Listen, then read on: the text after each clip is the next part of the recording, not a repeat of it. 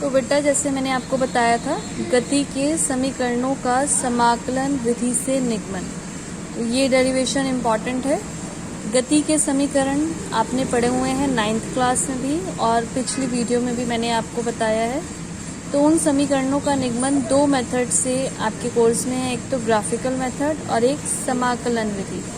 Graphical वाला जो है, ग्राफीय विधि जो है, वो वही है जो आप 9th क्लास में कर चुके हैं, इसलिए वो आप लोग खुद करेंगे। समाकलन विधि नई विधि है और मैक्सिमम डेरिवेशंस जो हैं, जो निगमन है फिजिक्स के, वो इसी विधि से होंगे। तो इसलिए अब ये विधि मैं आपको समझा देती हूँ। दो तरह की विधियाँ जो होती हैं वो होती हैं, एक तो समाकलन और एक अवकलन। समाकलन मतलब समाना। तो जब समाकलन किया जाता है तो इसका मतलब हम पावर्स को प्लस करेंगे और अवकलन में पावर्स को माइनस करेंगे। आगे डेरिवेशन में आपको क्लियर हो जाएगा। तो इसकी थ्योरी जैसे ये है वैसे ही आप लिखिएगा। माना कोई वस्तु एक सरल रेखा में एक समान त्वरण a से गतिशील है। माना t बराबर 0 समय पर वस्तु का प्रारंभिक वेग u और t बराबर t समय बाद जो वेग है वो v हो जाता है। t समय में वस्तु का विस्थापन ऐसे। ये वस्तु के बारे में थोड़ा सा इंट्रोडक्शन, ठीक है। अब फर्स्ट इक्वेशन के लिए, माना अल्प समय अंतराल डेल्टा t में डेल्टा v परिवर्तन होता है। डेल्टा v क्या है? वेग में, मतलब डेल्टा t समय में डेल्टा v परिवर्तन हो जाता है। तो आपको पता है त्वरण जो होता है वो किसके बराबर होता है? वेग परिवर्तन बटे समय, या फिर वेग परिवर्तन की दर को क्या कहते हैं? त्वरण। तो हमने ये माना कि सूक्ष्म समय अंतराल, सूक्ष्म के लिए हम डेल्टा यूज करते हैं। ये जो ट्रायंगल है, ये मैंने आपको पहले भी बताया था कि ये ट्रायंगल, इसको डेल्टा बोलते हैं। तो सूक्ष्म समय अंतराल, यहाँ समय नहीं मैं बोल रही हूँ, समय अंतराल बोल रही हूँ, मतलब टाइम के बीच का डिफरेंस, ठीक है। तो सूक्ष्म समय अंतराल डेल्टा t में जो वेग में परिवर्तन है वो डेल्टा v हो जाता है।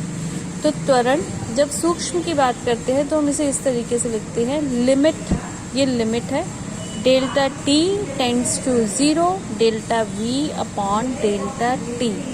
ये सूक्ष्म समय के लिए, ठीक है।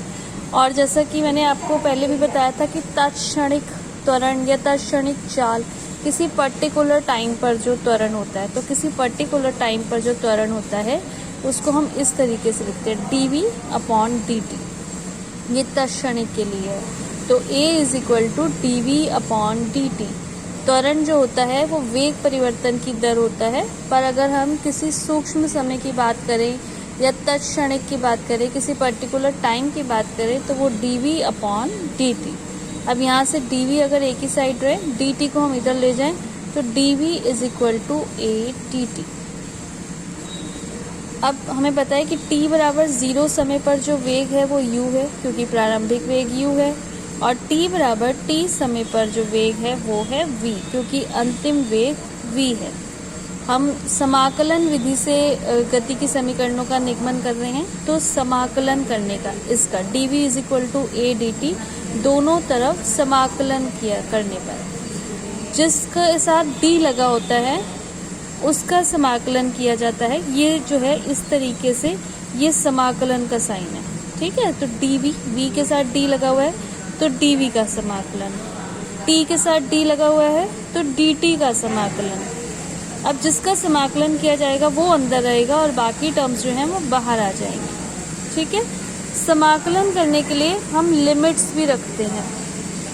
जो नीचे वाली लिमिट होती है उसको लोअर लिमिट बोला जाता है और ऊपर वाली लिमिट को अपर लिमिट बोला जाता है। अभी जैसे मैंने आपको बताया कि t बराबर 0 समय पर वेग u है और t बराबर t समय पर वेग v है। तो एक तो ये v, हमें वेग की लिमिट रखनी है। वेग हमारा हुआ u से v तक, तो lower limit u, upper limit v। और एक हमें t की लिमिट्स रखनी है। तो टाइम जो है वो 0 से t तक गया, तो 0 से t, ठीक है। जब अवकलन किया जाता है, जैसे dv का जब अवकलन करेंगे तो इसका अवकलन होने पर सिंपली v आ जाएगा। dt का अवकलन होने पर सिंपली t आ जाएगा, ये आपको याद रखना पड़ेगा। और सॉरी, अवकलन मैं बोल रही हूँ, मैं गलत बोल रही हूँ, समाकलन। जब समाकलन किया जाएगा तो dv का समाकलन होने पर v आ जाएगा, dt का समाकलन होने पर t आ जाएगा। और ये जो लिमिट्स होती हैं, इन लिमिट्स का क्या किया जाता है, जो भी हमारा मान आएगा उसमें पहले अपर लिमिट रखेंगे, फिर माइनस करके लोअर लिमिट रखेंगे। जैसे dv का जब समाकलन किया जाएगा तो समाकलन करके आया v में पहले अपर लिमिट रखेंगे, v में v रखेंगे तो v आएगा, फिर v में u रखेंगे तो u आएगा, तो v minus u is equal to a। t में t रखेंगे तो t आएगा, t में 0 रखेंगे तो 0 आएगा, a t माइनस 0, तो v minus u is equal to a t, और ये माइनस u दूसरी साइड जाएगा, v is equal to u plus a t. तो ये गति की पहली समीकरण है, इसका निगमन हमने किया समाकलन विधि से।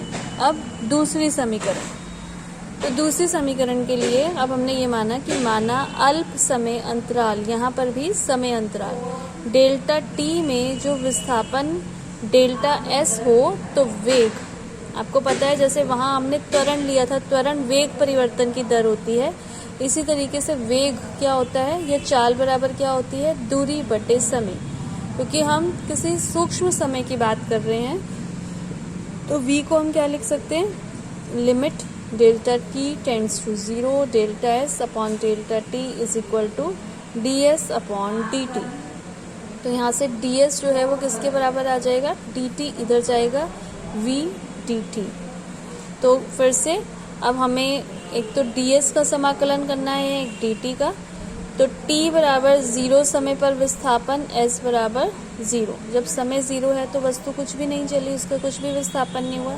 और t बराबर t समय पर विस्थापन, s बराबर s। ठीक है, तो अब दोनों तरफ समाकलन करेंगे, ds का समाकलन, तो s की लिमिट 0 से s, v dt का समाकलन, t की लिमिट 0 से t। अब v जो फर्स्ट समीकरण है वहाँ से हम v का मान रख देंगे, क्योंकि दूसरी समीकरण में v नहीं आता तो हमें यहाँ से v हटाना पड़ेगा। तो फर्स्ट जो समीकरण है उससे v बराबर होता है u प्लस ए टी, वो मान हम यहाँ पर रख देंगे। तो u प्लस ए टी, और ये ब्रैकेट में है, बाहर dt है, तो ये dt u से भी मल्टीप्लाई करेगा, ये dt ए टी से भी मल्टीप्लाई करेगा। अब समाकलन करने पर ds 0 से s, u dt 0 से t, a t dt 0 से t। ds का समाकलन करा जाएगा तो s आएगा, लिमिट 0 से s। u dt का समाकलन करा जाएगा तो t आएगा, लिमिट 0 से t। a जब t dt का समाकलन किया जाएगा, मैंने आपको बताया कि जब समाकलन किया जाता है तो पावर्स प्लस हो जाती हैं, तो t की पावर यहाँ पर कितनी है, 1। समाकलन करने पर कितनी हो जाएगी, 1 प्लस 1, और जो आता है पावर में वही नीचे भी लिखा जाता है, तो 1 प्लस 1 2, और वही 2 नीचे भी आएगा। ये समाकलन करने के फॉर्मूलेज होते हैं, और लिमिट 0 से t। तो s में अपर लिमिट रखी s, माइनस लोअर लिमिट रखी 0, s माइनस 0। फिर u, t में अपर लिमिट रखी t में लोअर लिमिट रखी minus 0, plus a T square upon 2 है, तो टी स्क्वायर अपॉन 2 में t रखा तो टी स्क्वायर अपॉन 2, और ये जब 0 रखेंगे तो 0 हटा, s u t प्लस ये 1/2 बाहर आ गया, हाफ a t स्क्वायर। ये गति की दूसरी समीकरण। अब तीसरी समीकरण, गति की तीसरी समीकरण के लिए हमने माना कि कोई वस्तु सूक्ष्म समय अंतराल डेल्टा t, सूक्ष्म को हम dt भी लिख सकते हैं, डेल्टा भी लिख सकते हैं, में ds दूरी तय करती है, तो वेग में सूक्ष्म परिवर्तन dv होता है। तो त्वरण बराबर वेग परिवर्तन की दर dv अपॉन dt। अब यहाँ पर हमने क्या किया कि ds से मल्टीप्लाई करा और ds से ही डिवाइड किया, ds ऊपर ds नीचे, इससे कोई फर्क नहीं पड़ेगा क्योंकि ds कट के फिर से dv अपॉन dt हो जाएंगे। पर हमने यहाँ क्यों किया ऐसा